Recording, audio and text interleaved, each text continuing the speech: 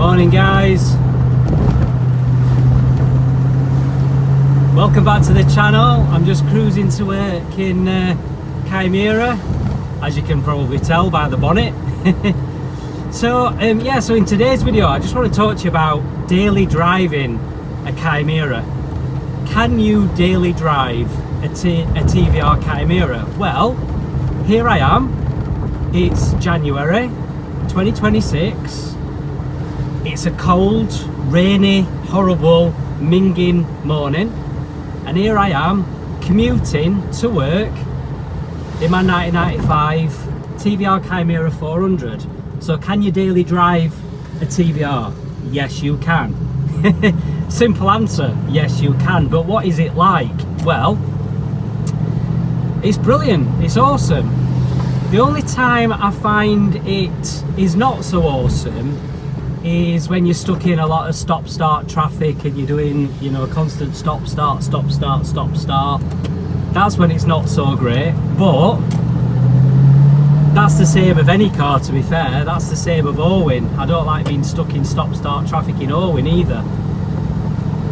The only thing you do find, the only thing I have found, is like on a day like today where it's particularly wet, it does just take a little bit of time just to warm up. Not so much when it's cold and dry, but when it's cold and damp, it does tick over a little bit rough at first, and it's probably just while the ignition system, the HT leads and what have you dry off a little bit with a little bit of warmth. It does like not so much misfire, but just like a little bit coughing and spluttering a little bit, you know, which is something that Owen sometimes does as well, to be fair, in exactly the same way. You know, they're not as immune from things like that as more modern cars are. You know, more modern cars you tend to find don't suffer as bad with cold and damp as the older cars do. The older cars are a bit more susceptible to it. So yeah, can you daily drive a TVR Chimaera? Well, the only other downside is the cost of fuel, because where I've been doing my fuel comparison calculations, fuel consumption, it's been doing about 21 to the gallon in recent calculations, 21, 22, which isn't bad. For a 4 litre V8, I think that's actually pretty awesome. I mean, I've got a mate who's got a Vauxhall Monaro, and that's obviously a bigger engine, 5.7, or is this a 6? Can't remember if his is a 6. But he only gets about 8 miles a gallon, so you know, by comparison, just get past this guy.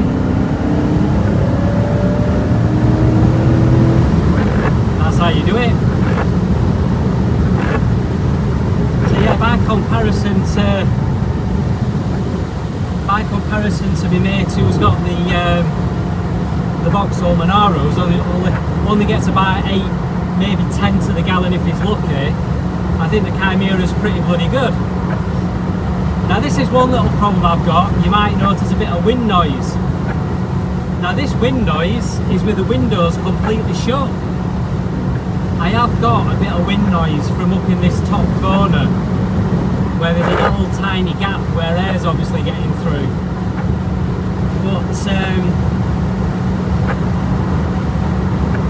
But yeah, I'm finding it absolutely fine to use as a daily driver. I mean, the road's a lot quieter today because it's a Sunday morning, so the road's obviously a lot quieter. In the week, I have had a couple of days where there's been some really bad traffic, and there's been a lot of stopping and starting. There's been a couple of accidents on the M1 near where I work recently, and the other morning this was stationary, absolutely stationary, which is not ideal when you're in an old TVR to be doing all that stopping and starting, but it is what it is. You just deal with it, don't you? And then there were another night finishing work and I got stuck in traffic trying to get to the motorway. But no, I mean, visibility is fantastic. You got a really good view of the road.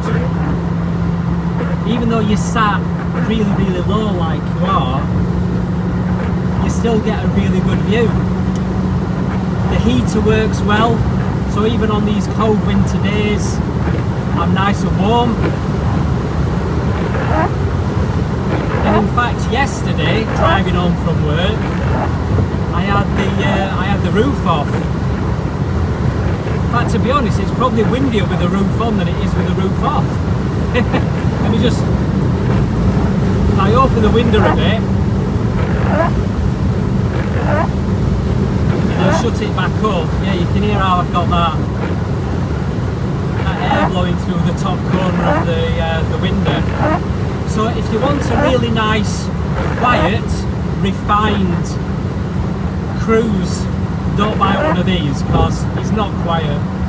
It is refined though, and it is very, very comfortable. But the one thing you do find sometimes is they do like to hunt a bit. And what I mean by hunting is when you're in the lower gears, if you lift off the gas, it'll sometimes like hunt a bit, so the whole car kind of like bounces and jumps, and you have to drop the clutch to stop it doing it. And that is something that is a bit of a characteristic of these. If you let the engine get to too low revs, it will do it. But I said practical driving. I mean, like now just cruising along the motorway, I've got this van in front of me. If I want to overtake, which I do, that's in 5th gear.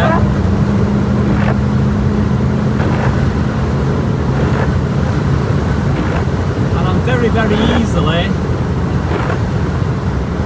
up to speed. Now obviously you could do that in 4th gear and do it much, much quicker.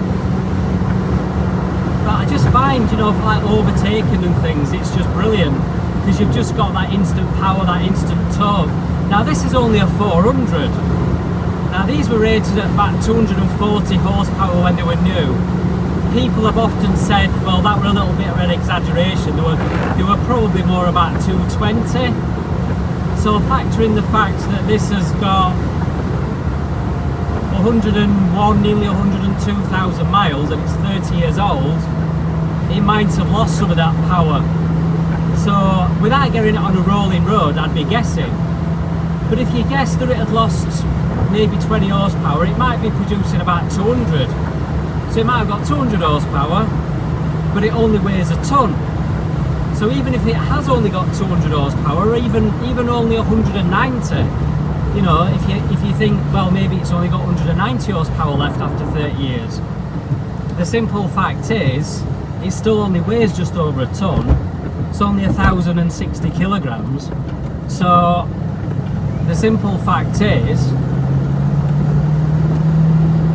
you've still got great performance. And a lot of people worry about these in the wet, especially on wet roundabouts, but as you can see, I'm not exactly going slow around this roundabout, and it's absolutely fine. I think that obviously depends on how you put your foot down. If you put your foot down mid-bend, then it might lose grip and whatever. I mean, when I was saying about getting a TVR, you hear a lot about, oh, you're going to end up in a ditch, you're going to end up crashing into a hedgerow, through a wall, you know. But it's how you drive it. You have to drive it with respect. You do have to drive it with respect. But I mean, I've been driving it, and I've been using it, and I've been abusing it.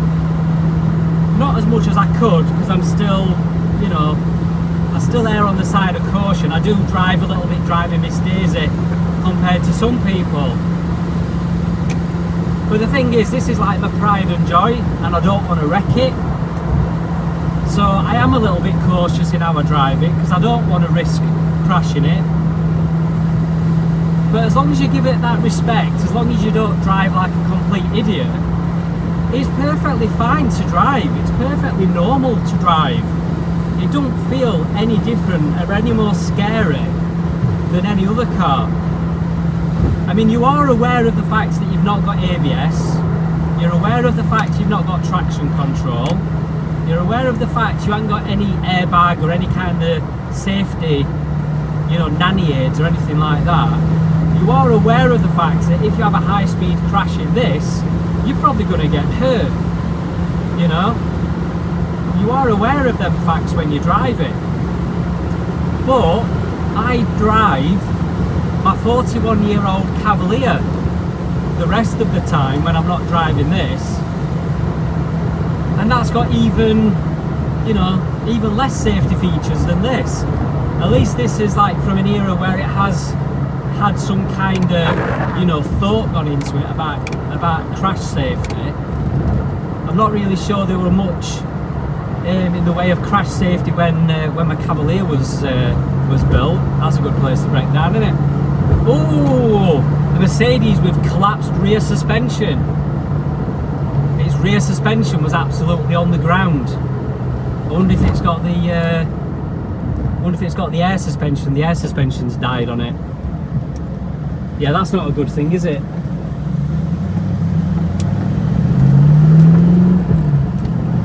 You know, I did actually fancy a Mercedes 500 CL, one of the big 5-litre V8 coupes, because they're dirt cheap. I mean, you can get them from like about 3 grand, 3, 4, 5 grand. You know, not a lot of money for something that was almost 100 grand when it was new.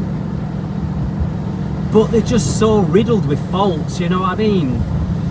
They're just so riddled with faults. That's one of the beauties with these as well, the Chimaera. You see, it's hunting a bit now as I lift off the gas and slowing down. Feel it jumping backwards and forwards a bit. Oh, Mustang. I'll give him a thumbs up. Nice, bit of V8 Mustang, lovely. Gotta love a bit of V8. But yeah, see there, that the hunting that we're talking about. Lift off the gas and it just like jerks a little bit. That's the only thing that some people have altered or modified. See, like now he's jerking as I'm just slowing down without any gas on. You can feel it jerking a little bit, and that's the only thing that takes away from the. Oh, have I just accidentally stalled? That were good, weren't it? That were good, weren't it, guys? Caught that on camera, me stalling. I think it's because I'm trying to reverse in 4th gear rather than actually in reverse. No, that doesn't make sense, does it? I must be in reverse because otherwise I won't be going backwards. What on earth am I on about? Oh, this car does sound amazing though, the V8. I mean, the noise. Oh, that noise. Hear it there echoing. Oh. Oh. Absolutely friggin' awesome, guys. Absolutely awesome. So can you daily drive? Can you daily drive a Chimaera? If you can afford the fuel bills and you get one that is reliable, and touch wood, so far this one has been, you know, I've been driving it in all weathers. The only weather I've not driven it in is obviously when we had a bit of snow and there was the risk of ice when the weather was colder. Obviously I didn't use it then because I didn't want to risk driving on snowy roads and icy roads, but in this wet weather it's absolutely fine, as you've seen, you know. And I've driven it when it's been absolutely hoofing it down, and it's been fine. That's the only issue I've got. See the wipers, they're not always self-parking, so I turn them off. So on the intermittent they're not always self-parking where they should. So let's see now if it'll yeah, you see what I mean? They're just stopping in wrong place, right in my field of vision. So that's the only real fault that I've got. You see, it's just randomly stopping wherever they want to stop. That's the only real issue I've got with the car. Look, so look at that, where it stopped. Bit random, but yeah, that's the only issue I've really got with the car. So I've got to sort that out. My electric windows work nice and fast now, because that's another issue you often get with these, that the electric windows are a bit on the slow side. And then I've just had the problem obviously with the battery going flat, but when I've been using it daily it's been fine. It's been absolutely fine. But oh, just listen to this.